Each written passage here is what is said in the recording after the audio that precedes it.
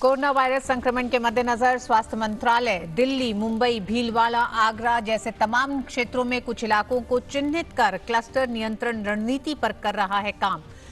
इसके आ रहे हैं सकारात्मक नतीजे। देश में इस समय कोरोना वायरस के सक्रिय मामलों की संख्या 4,312, 124 लोगों की मौत। गृह मंत्री अमित शाह ने अधिकारियों को जमाखोरी और कालाबाजारी रोकने के लिए उचित कदम उठाने का दिया निर्देश। जमाखोरी और कालाबाजारी में शामिल लोगों के खिलाफ तेजी से कड़े कदम उठाने का भी आदेश।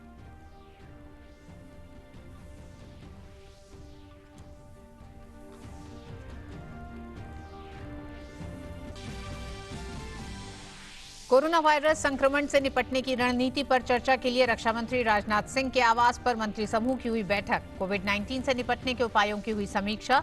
जीओएम ने प्रयोगशालाओं में टेस्टिंग फैसिलिटी बढ़ाने के उपाय करने की सिफारिश की। लोगों से की पीएम के सुझाव मानने की अपील।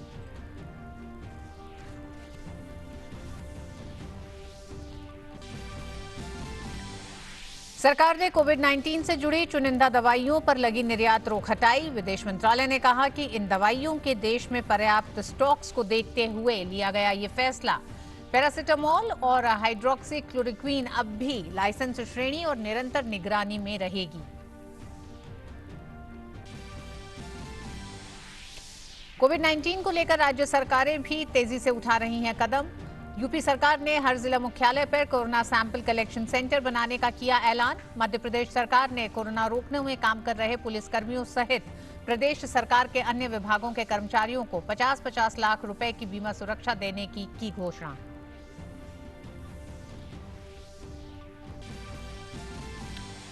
प्रधानमंत्री नरेंद्र मोदी ने स्वीडन के प्रधानमंत्री स्टीफन लोफेन और ओमान के सुल्तान हैतम बिन तारिक के साथ टेलीफोन पर की बातचीत। कोविड-19 महामारी से निपटने के लिए किए जा रहे उपायों पर की चर्चा।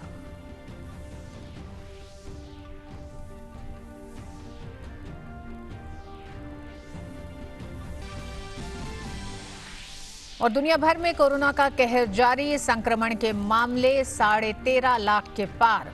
मरने वालों का आंकड़ा 76,000 को किया पार। जापान सरकार ने कोरोना वायरस से निपटने के लिए टोक्यो समेत देश के 7 हिस्सों में महीने भर के लिए आपातकाल लगाने का किया ऐलान।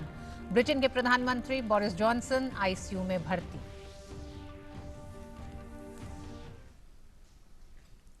कोरोना वायरस संक्रमण के मद्देनजर स्वास्थ्य मंत्रालय दिल्ली, मुंबई, भीलवाड़ा, आगरा जैसे तमाम क्षेत्रों में क्लस्टर नियंत्रण रणनीति पर काम कर रहा है और इसके सकारात्मक नतीजे भी आ रहे हैं। स्वास्थ्य मंत्रालय के संयुक्त सचिव लव अग्रवाल ने अपनी प्रेस कॉन्फ्रेंस में ये जानकारी दी। प्रेस कॉन्फ्रेंस में गृह मंत्रालय की ओर से कहा गया कि गृह मंत्री अमित शाह ने अधिकारियों को जमाखोरी और कालाबाजारी रोकने के लिए उचित कदम उठाने का निर्देश दिया है। जमाखोरी और कालाबाजारी में शामिल लोगों के खिलाफ तेजी से कड़े कदम उठाने का भी आदेश दिया गया।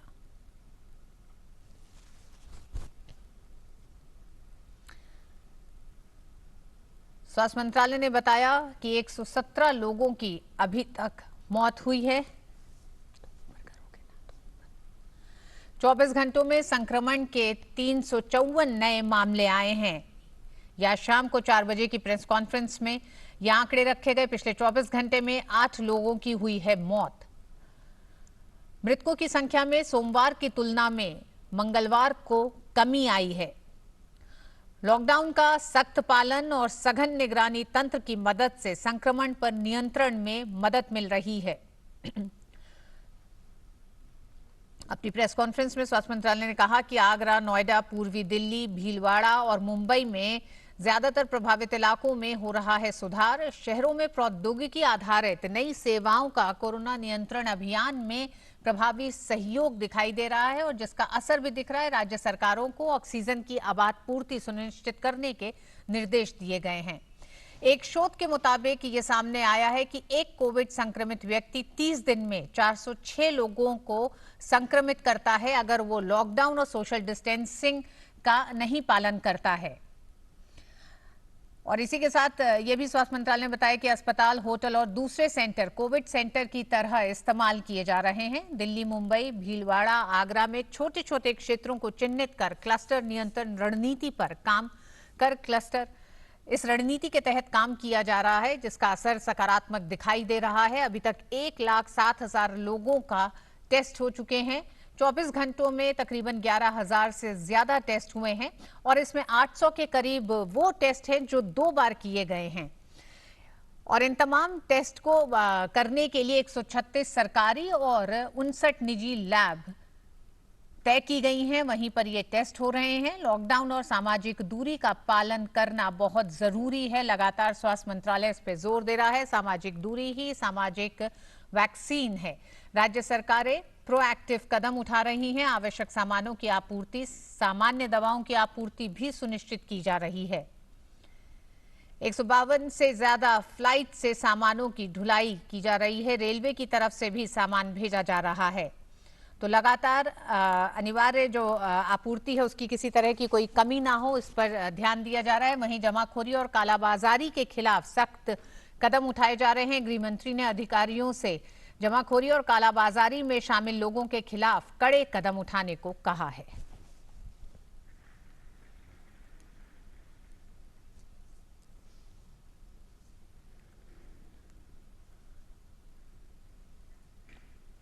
देश में कोविड-19 संक्रमण के मामले बढ़कर 4,789 हो गए हैं। देश में कोरोना के सक्रिय मामलों की संख्या 4,312 है। 352 लोग उपचार के बाद ठीक हो चुके हैं। देश में कोरोना से अब तक 124 लोगों की मौत हो चुकी है। सरकार ने आज कोविड-19, उससे पैदा हुए हालात और इससे निपटने को लेकर उठाए जा रहे कदमों की विस्तृत समीक्षा की। रक्षा मंत्री राजनाथ सिंह की अध्यक्षता वाले मंत्रियों के समूह की बैठक में केंद्रीय गृह मंत्री अमित शाह, खाद्य एवं आपूर्ति मंत्री रामविलास पासवान, रेल मंत्री पीयूष गोयल, पेट्रोलियम मंत्री धर्मेंद्र प्रधान, सूचना एवं प्रसारण मंत्री प्रकाश जावड़ेकर, वित्त मंत्री निर्मला सीतारमण, केंद्रीय मंत्री रमेश पोखरियाल निशंक, हरदीप सिंह पुरी, कृषि मंत्री नरेंद्र सिंह तोमर आदि ने भी शिरकत की। समूह को कोरोना वायरस के मामले बढ़ने से उत्पन्न स्थिति से निपटने के लिए उठाए गए कदमों और व्यवस्थाओं के बारे में जानकारी दी गई। जीओएम ने प्रयोगशालाओं में टेस्टिंग फैसिलिटी बढ़ाने के उपाय करने की सिफारिश की। साथ ही लोगों से की पीएम के सुझाव मानने की अपील। मंत्रियों के समूह ने लॉकडाउन के बाद की स्थिति पर विस्तृत चर्चा की। समूह ने केंद्रीय मंत्रिमंडल के उस निर्णय का स्वागत किया जिसमें सभी सांसदों के वेतन में 1 वर्ष तक कटौती करने और सांसद निधि को 2 वर्ष के लिए स्थगित रखने का फैसला लिया गया है। सरकार ने कोविड-19 से जुड़ी चुनिंदा दवाइयों पर लगी निर्यात रोक हटा ली है। विदेश मंत्रालय ने कहा है कि इन दवाइयों की देश में पर्याप्त स्टॉक को देखते हुए ये फैसला लिया गया है। 14 दवाइयों पर प्रतिबंध हटाने को अधिसूचित किया गया। महामारी से बुरी तरह प्रभावित देशों को भी दवाइयों की आपूर्ति की जाएगी। पैरासिटामोल और हाइड्रोक्सी क्लोरोक्विन अब भी लाइसेंस श्रेणी और निरंतर निगरानी में रहेगी।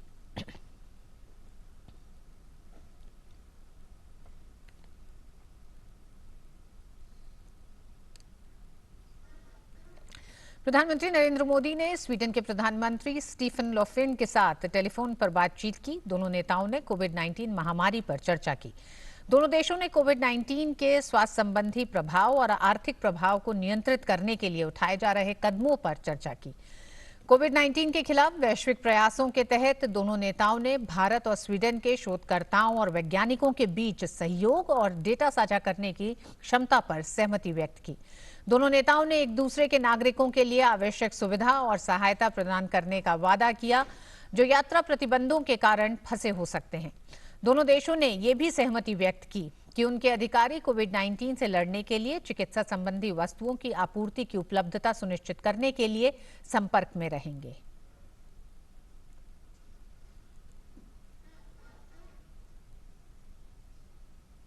और प्रधानमंत्री नरेंद्र मोदी ने आज ओमान के सुल्तान हैतम बिन तारिक के साथ कोविड-19 पर टेलीफोन पर बातचीत की। दोनों नेताओं ने कोविड-19 महामारी द्वारा उत्पन्न स्वास्थ्य और आर्थिक चुनौतियों पर चर्चा की। दोनों नेता इस बात पर सहमति जताई कि दोनों देश इस स्वास्थ्य संकट के दौरान नियमित रूप से संपर्क बनाए रखेंगे ताकि सूचनाओं का आदान प्रदान किया जा सके और सहयोग और पारस्परिक सहायता के अवसरों का पता लगाया जा सके। ओमान प्रधानमंत्री ने वर्तमान स्थिति में ओमान में भारतीय समुदाय के लोगों की सुरक्षा सुनिश्चित करने का आश्वासन दिया। उन्होंने भारत में ओमानी नागरिकों को सरकार द्वारा हाल ही में दिए गए समर्थन के लिए भी प्रधानमंत्री मोदी को धन्यवाद दिया। प्रधानमंत्री नरेंद्र मोदी ने स्वर्गीय सुल्तान कबूस बिन सैद के निधन पर शोक व्यक्त किया। प्रधानमंत्री नरेंद्र मोदी ने सुल्तान हैतम बिन तारिक के शासनकाल और ओमान के लोगों की शांति और समृद्धि के लिए अपनी शुभकामनाएं दी। प्रधानमंत्री नरेंद्र मोदी ने जोर देकर कहा कि भारत ओमान को अपने विस्तारित पड़ोस का बहुत महत्वपूर्ण हिस्सा मानता है।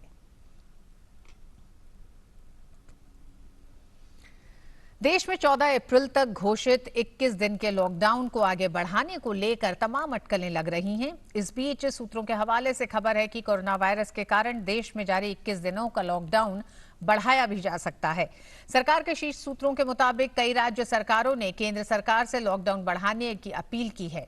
कई विशेषज्ञों ने भी केंद्र सरकार से देश में जारी लॉकडाउन को बढ़ाने की अपील की है। देश में 14 अप्रैल तक घोषित 21 दिन के लॉकडाउन को लेकर अटकलों का दौर जारी है। क्या ये आगे बढ़ेगा? इस बीच खबर है कि कोरोना वायरस के कारण देश में जारी 21 दिनों का लॉकडाउन बढ़ाया जा सकता है। सरकारी सूत्रों का कहना है कि राज्य सरकारों ने केंद्र सरकार से लॉकडाउन बढ़ाने की अपील की है। सरकारी सूत्रों ने बताया है कि कई सारे राज्यों ने केंद्र सरकार से देश में जारी लॉकडाउन को बढ़ाने की अपील की है। विशेषज्ञों ने भी केंद्र सरकार को इसी तरह की सलाह दी है। केंद्र सरकार राज्यों और विशेषज्ञों की सलाह पर विचार कर रही है। तेलंगाना के मुख्यमंत्री के चंद्रशेखर राव समेत कई मुख्यमंत्रियों ने केंद्र सरकार को सुझाव दिया है कि लॉकडाउन को बढ़ा दिया जाए। मध्य प्रदेश सरकार ने भी कहा है कि जरूरत पड़ने पर इसे बढ़ाया जाएगा। राजस्थान सरकार ने भी कहा है कि वो केंद्र की सलाह मानेगी। To the Honorable Prime Minister, the Government of India, please extend the lockdown without any hesitation. Consult everybody.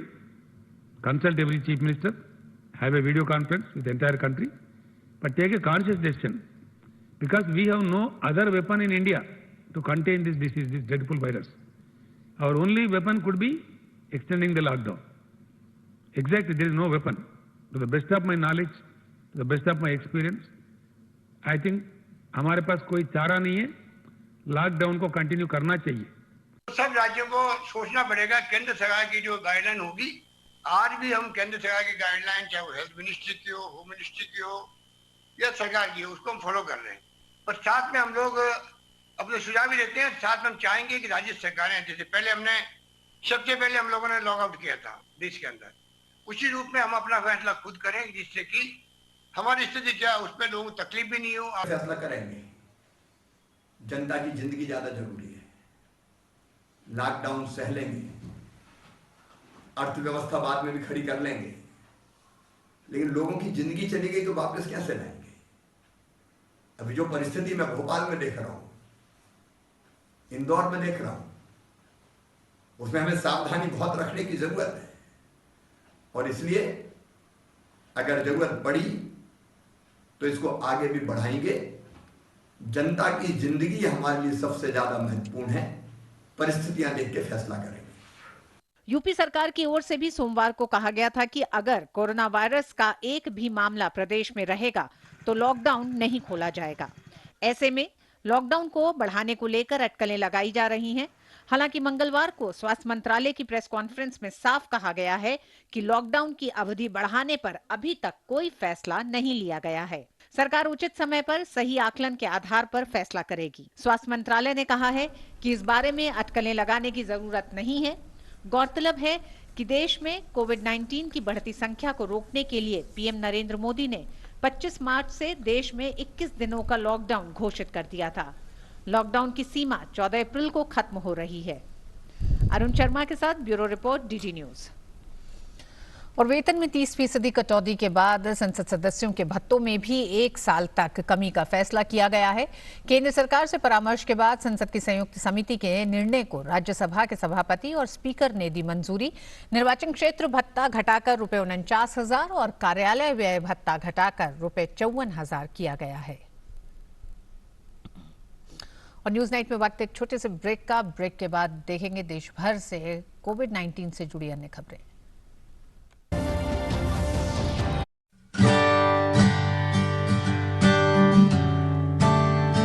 Social distancing का ये मतलब है कि हम सोशल एक्टिविटीज़ हैं, जैसे क्राउड्स जहाँ पे इकट्ठे होते हैं, पार्टीज़ हैं, मॉल्स हैं, सिनेमा हॉल्स हैं, वहाँ पे ना जाएं। Avoid all non essential social activities.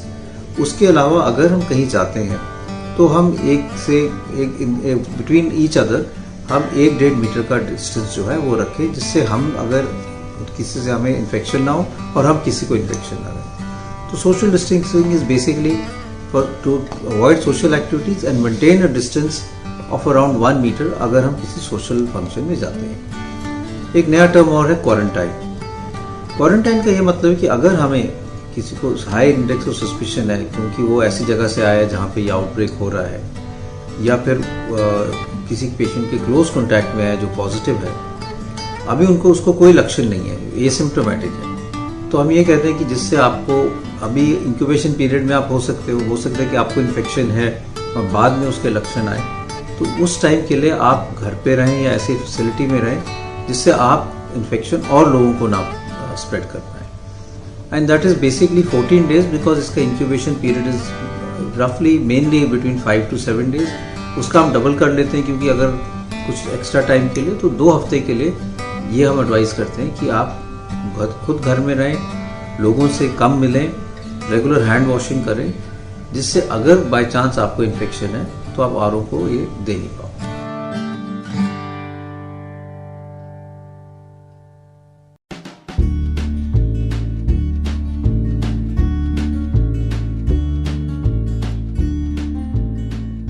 मेरा तो ये मैसेज है सबके लिए कि पैनिक और घबराने की जरूरत नहीं है। अगर हम डेटा भी देखें, चाइना का भी डेटा देखें, या सबसे ज्यादा केसेस हुए हैं, मोर्टेलिटी जो है वो सिर्फ 2 से 3% है। इसका ये मतलब कि 98% ऑफ पीपल जिनको कोरोना वायरस इन्फेक्शन हुआ है वो बिल्कुल ठीक हो गए।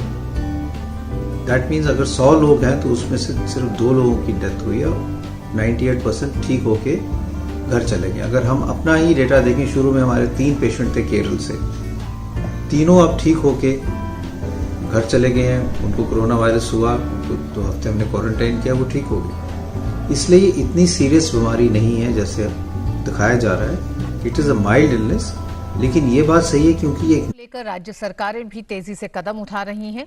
यूपी सरकार ने हर जिला मुख्यालय पर कोरोना सैंपल कलेक्शन सेंटर बनाने का ऐलान किया है, तो मध्य प्रदेश सरकार ने कोरोना रोकने में काम कर रहे पुलिस कर्मियों सहित प्रदेश सरकार के अन्य विभागों के कर्मचारियों को 50-50 लाख रुपए की बीमा सुरक्षा देने की घोषणा की है। कोविड-19 के खिलाफ देश भर में जंग जारी है। केंद्र के साथ ही तमाम राज्य सरकारें भी तेजी से कदम उठा रही हैं। बात उत्तर प्रदेश सरकार की करें तो राज्य सरकार कोरोना वायरस से निपटने के लिए बनाए गए कोविड केयर फंड का इस्तेमाल कोविड-19 संक्रमण की जांच की सुविधाओं को बढ़ाने में करेगी और प्रदेश के सभी 24 मेडिकल कॉलेजों में जांच लैब के साथ साथ हर जिले में एक कलेक्शन सेंटर बनाया जाएगा। कोविड केयर फंड का उपयोग हम प्रदेश के अंदर टेस्टिंग फैसिलिटी को बढ़ाने में इसका उपयोग करेंगे। कोविड लेवल 1, लेवल 2, लेवल 3 के हॉस्पिटल की संख्या को बढ़ाने में इसका उपयोग करेंगे। वहीं दिल्ली के मुख्यमंत्री अरविंद केजरीवाल ने राष्ट्रीय राजधानी में कोरोना वायरस को फैलने से रोकने के लिए मंगलवार को 5 सूत्री कार्य योजना की घोषणा की और कहा कि शहर के अति प्रभावित क्षेत्रों में बिना किसी क्रम के 1 लाख लोगों को चुनकर उनकी जांच की जाएगी। पहला टी है टेस्टिंग। हमने ये देखा कि जिन जिन देशों ने टेस्टिंग नहीं की वो जब कोरोना फैल गया तो उसको कोरोना को नियंत्रित नहीं कर पाए। दूसरी बिंदु है ट्रेसिंग। हमारा तीसरा टी है ट्रीटमेंट। चौथा टी हमारा है टीम वर्क और 5वां टी है ट्रैकिंग एंड मॉनिटरिंग। वहीं गुजरात सरकार ने कहा है कि वो कोरोना के खिलाफ त्रिस्तरीय मोर्चे पर काम कर रही है। सिर्फ 6 दिन में 1200 बेड का आइसोलेटेड डेडिकेटेड कोविड-19 अस्पताल खड़ा किया गया है, जबकि सभी जिलों में 100 बेड के डेडिकेटेड आइसोलेटेड अस्पताल तैयार किए गए हैं। रूपाणी ने लॉकडाउन के आदेशों का पूरा पालन करने को जरूरी बताते हुए कहा कि सोशल मीडिया पर अफवाह फैलाने वालों पर सख्त कार्रवाई होगी। हमारा लक्ष्य है कि गुजरात में कोई भी भूखा न रहे जी, और सब लोग 21 दिन तक उनको पर्याप्त मात्रा में सब्जी, अनाज, दूध मिलता रहे, उसकी व्यवस्था भी हमने की है। हरियाणा सरकार ने कोरोना वायरस की महामारी को देखते हुए इस साल प्रदेश में गेहूं की खरीद थोड़ी थोड़ी मात्रा में और लंबे समय तक करने की योजना बनाई है। ऐसा सामाजिक दूरी का पालन करने के लिए किया गया है। मुख्यमंत्री ने कहा कि इस साल प्रदेश में गेहूं खरीद केंद्रों की संख्या को भी बढ़ाया गया है, जिससे ज्यादा किसानों की भीड़ ना लगे। इस बार योजना बना करके हमने उसको थोड़ी थोड़ी मात्रा में हर जगह पर गेहूं आए, इसलिए संख्या बढ़ाकर लगभग 2000 ये सब मंडियां और परचेज सेंटर्स ये रहेंगे। इन सब के बीच तमाम सरकारें कोरोना के खिलाफ जंग में लगे वॉरियर्स के लिए मदद का ऐलान कर रही हैं। मध्य प्रदेश सरकार ने कोरोना रोकने में काम कर रहे पुलिस कर्मियों सहित प्रदेश सरकार के अन्य विभागों के कर्मचारियों को 50-50 लाख रुपए की बीमा सुरक्षा देने की घोषणा की। वहीं गोवा सरकार ने राहत कार्य में हिस्सा ले रहे स्वास्थ्य कर्मियों के वेतन के साथ साथ सफाई कर्मियों और सुरक्षा गार्डों के वेतन में 20% की बढ़ोतरी की घोषणा की। कुल मिलाकर पूरा देश कोरोना को हराने में लगा है और हम सब मिलकर ये जंग जीतेंगे। Bureau report, DD news. Mizoram के आइजोल में वाणिज्य और उद्योग निदेशक की अध्यक्षता में एक बैठक आयोजित की गई, जिसमें गांव की ओर से घरेलू सब्जियों को लाने और आइजोल शहर में बिक्री का बेहतर प्रबंधन पर विचार किया गया। आइजोल को 12 जोन में विभाजित करने का निर्णय लिया गया। प्रत्येक का नेतृत्व एक जोनल अधिकारी करेगा, जो संबंधित जोन में सब्जियों की आपूर्ति में स्थानीय कार्यबलों के साथ समन्वय करेगा। पूर्वोत्तर राज्य नागालैंड कोरोना वायरस महामारी के कारण फेस मास्क की कमी से जूझ रहा है। ऐसे में कोहिमा स्थित सरकारी पॉलिटेक्निक चेहरे पे लगाने वाले मास्क के उत्पादन के साथ साथ सुरक्षात्मक उपकरण भी लेकर आया है। सर्जिकल मास्क के निर्माण में लगभग 50 लोग जुटे हुए हैं। हालांकि शुरुआत उन्होंने 2 लेयर्स मास्क के साथ की थी, लेकिन अब उन्होंने 3 स्तरीय मास्क का उत्पादन शुरू कर दिया है। ऑर्डिनेंस फैक्ट्री बोर्ड ने कोविड-19 महामारी के सिलसिले में नए व्यक्तिगत सुरक्षा उपकरणों के परीक्षण के लिए मशीन बनाई है। ऑर्डिनेंस फैक्ट्री बोर्ड के अध्यक्ष हरिमोहन ने हमारे संवाददाता रुद्रनाथ सान्याल से खास बातचीत में बताया कि ये पीपीई परीक्षण मशीनें एक बड़ी सफलता है और जरूरत पड़ने पर देश भर में इसे व्यापक रूप से उपलब्ध कराया जा सकता है। हरिमोहन जी, ऑर्डिनेंस फैक्ट्रीज बोर्ड के अंदर 41 यूनिट्स है सारा देश में, खास करके पर्सनल प्रोटेक्शन इक्विपमेंट के लिए क्या किया जा रहा है? देखिए, ऐसा होता है कि जो जितने भी personal protective equipment PPE body suits होते हैं, इनका ब्लड पेनिट्रेशन टेस्ट होना जरूरी होता है। ये बहुत एसेंशियल रिक्वायरमेंट है, तभी आप ये कह सकते हैं कि ये जो बॉडी सूट आपने पहना है, हेल्थ वर्कर ने पहना है, वो सेफ है। ब्लड पेनिट्रेशन टेस्ट की फैसिलिटी अभी केवल कंट्री में एक जगह है, that is Coimbatore, south India में है, सिट्रा कोयम्बटूर में। अभी रिसेंटली डीआरडीओ ने इस फैसिलिटी को डीआरडी ग्वालियर में भी क्रिएट किया है। हम ये टेस्टिंग फैसिलिटी का हम लोगों ने खुद डिजाइन एंड डेवलपमेंट कर दिया है। हमारे लोगों ने रिसर्च पेपर को स्टडी करके, हमारे इंजीनियर्स ने पूरा उसका नया डिजाइन बनाया और हम लोगों ने ये ब्लड पेनिट्रेशन टेस्ट मशीन बना दी है। और मेरी 4 निर्माणियां अभी पीपी बनानी है, चारों निर्माणियों को हमने ये मशीन दे दी है और अभी इस मशीन का हम एनएबीएल एक्रेडिटेशन करा रहे हैं और ये एनएबीएल एक्रेडिटेशन हम कानपुर में करा रहे हैं और चेन्नई में करा रहे हैं और मुझे उम्मीद है अगले 2-3 दिन में ये एक्रेडिटेशन हो जाएगा। और कोरोना वायरस से संक्रमित लोगों के उपचार में जुटे डॉक्टर और अन्य लोगों के लिए इंजीनियर्स सुरक्षा चक्र बना रहे हैं। मास्क से कहीं अधिक सुरक्षित इस सामग्री का नाम उन्होंने फेस शील्ड दिया है। तमिलनाडु के कोयम्बटूर में नीति आयोग द्वारा समर्थित अटल इंक्यूबेशन सेंटर द्वारा संचालित एक इंक्यूबेटर में इंजीनियर्स ने कोरोना वायरस के खिलाफ लड़ाई में सहायता करने के लिए फेस शील्ड बनाकर अपना हाथ आगे बढ़ाया है। इंजीनियर्स ने स्थानीय डॉक्टरों से इनपुट का उपयोग करते हुए और सुरक्षा मानकों की आवश्यकताओं को ध्यान में रखकर बनाया है।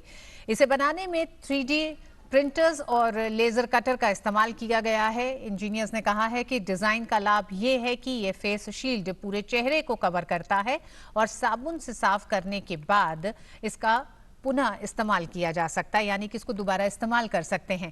पहले 250 फेस शील्ड को कोयम्बटूर के सरकारी मेडिकल कॉलेज अस्पताल और ईएसआई अस्पताल में मुफ्त दिया गया, जबकि नगर निगम के 100 फेस शील्ड को सफाई कर्मचारियों को मुफ्त में दिया गया है। कोरोना वायरस से संक्रमित ब्रिटेन के प्रधानमंत्री बोरिस जॉनसन की स्थिति बिगड़ने के बाद उन्हें लंदन के सेंट थॉमस अस्पताल के आईसीयू में शिफ्ट किया गया है, जहां उनकी हालत स्थिर है। ब्रिटेन के विदेश मंत्री डोमिनिक रॉब ने फिलहाल उनका कार्यभार संभाल लिया है।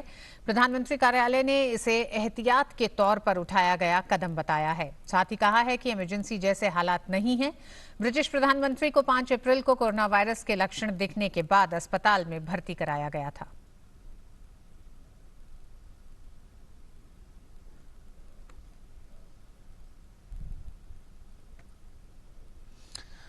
और कोरोना वायरस के संक्रमण के कारण ब्रिटेन के प्रधानमंत्री बोरिस जॉनसन को आईसीयू में शिफ्ट किया गया है। प्रधानमंत्री नरेंद्र मोदी ने ट्वीट कर उनके जल्द स्वस्थ होने की कामना की। संक्रमण से लड़ रहे ब्रिटिश प्रधानमंत्री को ढाढ़स बंधाते हुए प्रधानमंत्री ने ट्वीट में अपने लिखा है कि डटे रहिए प्रधानमंत्री बोरिस जॉनसन, उम्मीद है आप जल्द ही पूरी तरह स्वस्थ होकर अस्पताल से बाहर आ जाएंगे।